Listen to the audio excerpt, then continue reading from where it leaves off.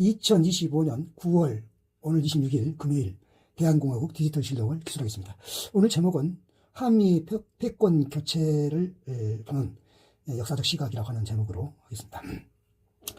그 뒤에 그건 설명하긴 하고요. 동서양의 제국 흥망사를 몇 가지 보면서 생각하겠습니다. 저는 그 한국사라는 말 대신에 K춘추라는 말을 쓰는데요.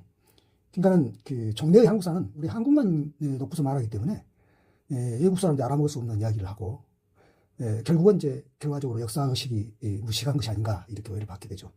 그래서 저는 항상 그 한국사를 말할 때 국제관계사를 곁들여서 말하는 것인데 우리가 흔히 말하는 세계사죠. 또는 세계문화사라고 그러는데 그걸 이렇게 편연체처럼 엮어서 말하기 때문에 그래서 제가 그것을 한국사라는 말 대신에 K춘추라고 부릅니다. 춘추가 편연체 역사의 대표고 K는 이제 한국이라는 이야기죠.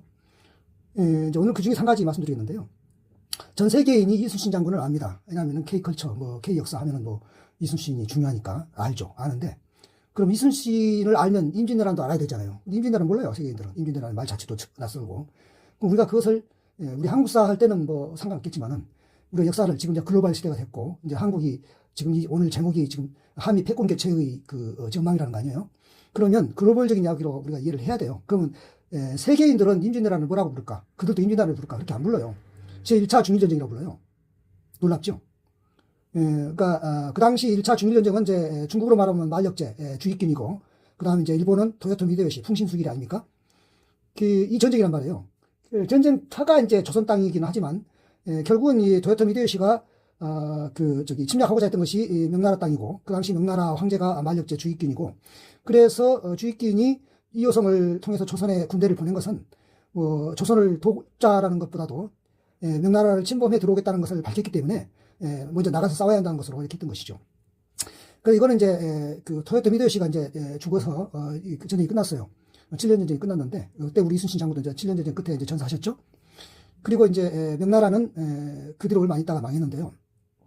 그 명나라가 망한 것은 뭐냐면은 이 누르하찌는 당시에 그 명나라 안에 있는 조그마한 그야말로 코딱지만한 부족인데 후금이라고 이야기해서 금나라가 옛날에 그 제국이었죠. 그 뒤 있는 후금이다. 나중에 또 청나라로 바뀝니다만은 그 누르하찌가 이제 이 세력을 키워가지고 결국은 이제 굴러온들이 박힌들을 빼낸 그래서 명청 교체가 됐는데요. 그래서 이제 세계 역사가들은 그렇게 말합니다. 이 누르하찌라고 하는 아주 그 한 주먹도 안 되는 세력을 그 대명을 무너뜨리게 하는 힘으로 만든 것은 누구의 도움이냐? 토요토미 히데요시의 도움이다 이 말이에요. 풍신수길의 도움. 이거를 강조해요. 이게 맞는 이야기예요. 왜냐하면은 풍신수길이 1차 중위전쟁을 일으키지 않았더라면 누르하찌는 그냥 시골 촌부로 늙어서 죽었을 겁니다. 1차 중위전쟁을 일으킨 그 결과로 만력제라든가 그 만력제의 후손들이 결국 명나라를 많이 먹었죠. 2차 중일전쟁은 뭐냐면 우리가 말하는 청일전쟁입니다. 이건 1592년이고 이거는 1894년이죠. 한 300년 뒤에 일어났죠. 이 중일전쟁, 우리는 청일전쟁이라고 말하는데, 청일전쟁이 중일전쟁이라는 말은 큰 무리는 없어 보여요. 그 당시 이제 중국이 이름이 청나라였으니까, 이 누르하치 후손들이 만든 청나라 아니에요?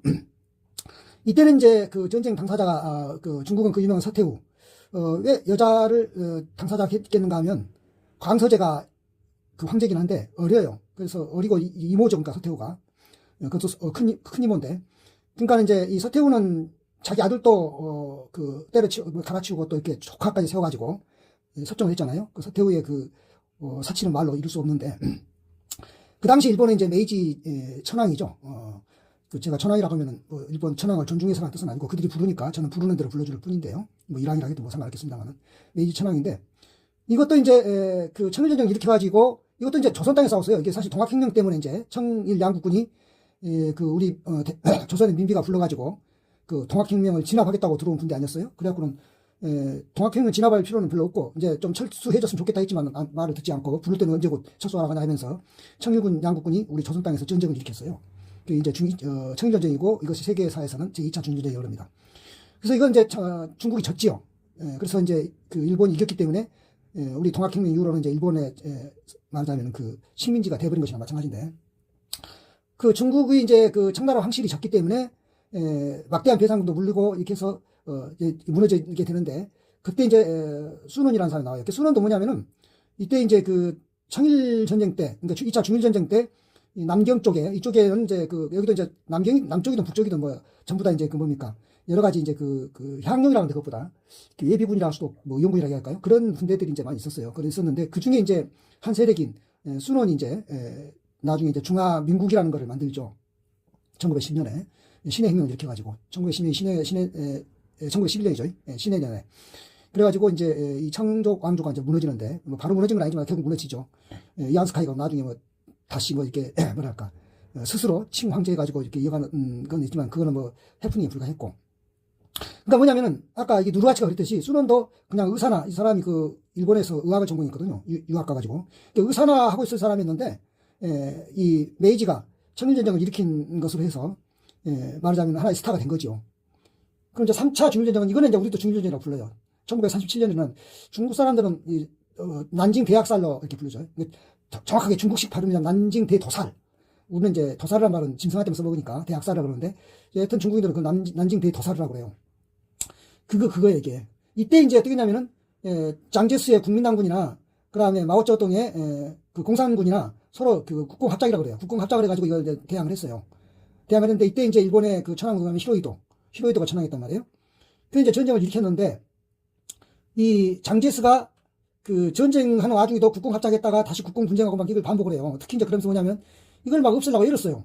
애를 쓰니까 이제 안 죽으려고 또 도망갈 거 아닙니까? 그게 이제 만리장정인데 많이 희생도 되죠. 거의 뭐 그 10명이 하나만 살아남을 정도로 많이 죽습니다.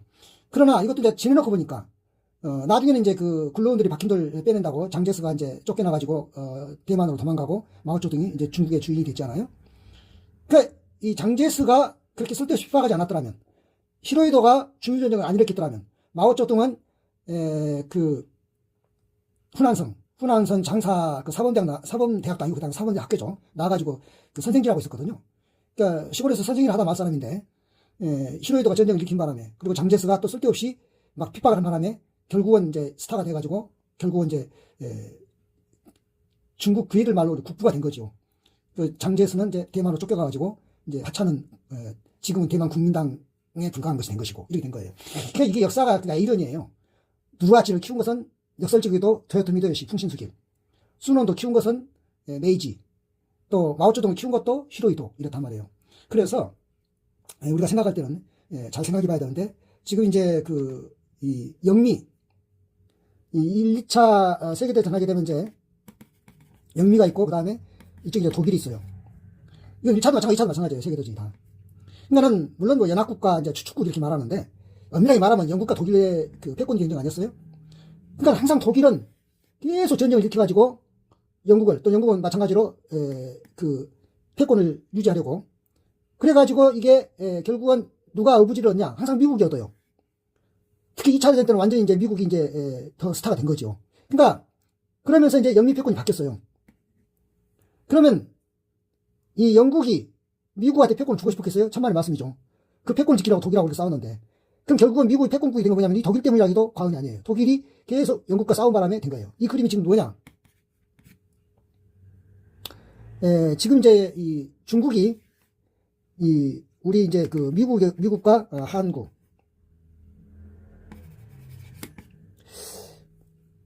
그 영국과 미국이 서로 우방했지만 패권 마치 뭡니까? 시어머니가 며느리한테 열쇠 고리를 주기 싫어도 줄 수밖에 없는 것처럼 미국과 한국도 우방이죠. 그 미국이 그렇다고 해서 시어머니가 열쇠 고리를 그냥 주고 싶겠어요? 왜냐하면 나중에 힘 떨어지면 주는 거죠. 아니면 뭐 죽으면은 뭐 그 열쇠 갖고 못 가니까 주는 것이고. 그런 그림이에요. 근데 이것도 가만 보면은 미국이 자꾸 중국을 누르려고 그러고 중국은 또 마찬가지로 미국에 대해서 계속 하다 보니까 이 그림이 똑같은 거예요. 독일 대 영국, 중국 대 미국. 그러니까 처음에는 그랬어요. 사람 생각할 때 팍스 아메리카나가 끝나면 팍스 시니카가 될 거라고 생각했어요. 뭐 저도 한때는 그렇게 생각했어요. 그런데 마치 팍스 브리테니카가 끝나면 팍스 이제 그 도이치가 될 거라고 생각했는데 그게 아니에요. 팍스 아메리카나가 된 것처럼.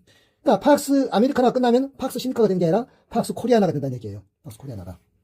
이게 오늘의 이제 결론입니다. 근데 패권은 주고 싶다고 주는 게 아니라 주기 싫어도 마치 그 시어머니가 돌아가시거나 늙어서 병들면은 열쇠고를 맡길 수밖에 없다.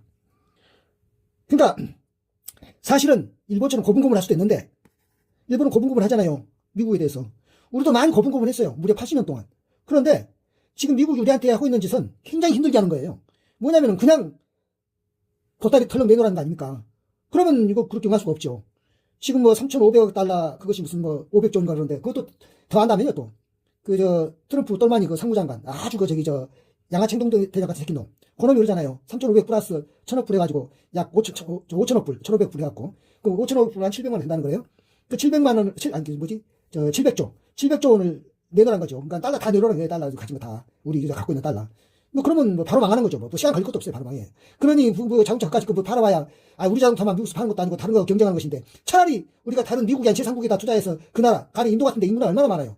똑같은 금액도 다 필요 없고, 일부만 자동차 공장 내가지고 인도로 보내가지고서 그 인도인들 값싼 임금 노동자 쓰면서 우리 기술이 들어가지고 자동차 만들어가지고 팔면은 그 얼마나 더 팔겠어요. 더 많이 팔겠어요. 그리고 자동차라는 게 한번 사면은 그것이 무슨 뭐 1년마다 하나 사는 것도 아니잖아요. 그러면 미국인 인구가 많아봐야 그것이 다 사줄 것도 아니고, 다 살다고 쳐도 한 번 딱 사면 끝나는 거 아니에요. 적어도 쟤야 쫙 한 번 다 팔고 나면은 지금 10년 안에 다시 못 팔 텐데, 그런 멍청한 짓을 왜 해요? 할 필요가 없는 거죠. 그러니까 결과는 뭐냐면은, 트럼프는 지금 병들어 누운 시어머니도 아니고, 죽어서 관 속에 들어간 시어머니 아닌데 치매 걸린 시어머니예요. 치매 걸린 시어머니가 지금 막 암탈하는데, 우리가 처음에는 일본처럼 그래도 아무리 치매 걸렸어도 시어머니는 시어머니니까 어떻게 막 대하질 않았는데, 이제 모가지를 조른 거예요. 치매가 이제 노만기가 들어가지고. 그런 거 할 수 없죠. 우리가 그냥 앉아서 죽을 수는 없잖아요. 아무리 뭐 시어머니지만은 안 죽으려고 해야죠. 그러면 이제 일세를 뺏어야죠. 패권이 이동된다는 겁니다. 그래서 앞으로 팍스 코리아나 시대로 된다는 것을 우리가 알고, 이거를 우리는 그렇게 이제 결국은 지금 이재명 대통령을 포함한 대한민국은 호랑이 등에 탄 기호지세입니다. 기호지세예요.